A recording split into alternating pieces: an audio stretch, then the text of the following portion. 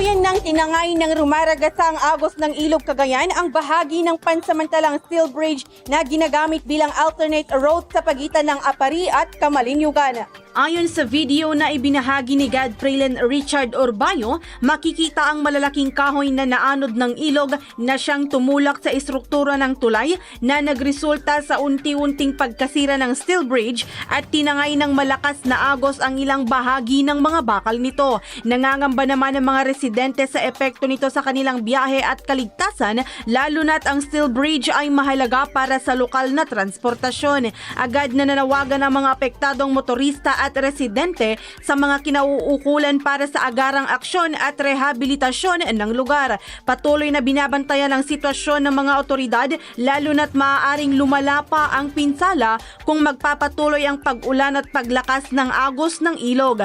Nagpaalala rin ng lokal na pamahalaan na mag-ingat ang lahat at iwasan ang pagpunta sa mga mapanganib na bahagi ng tulay. Para sa IFM News, ako si Idol Shobi Gagarin. Idol!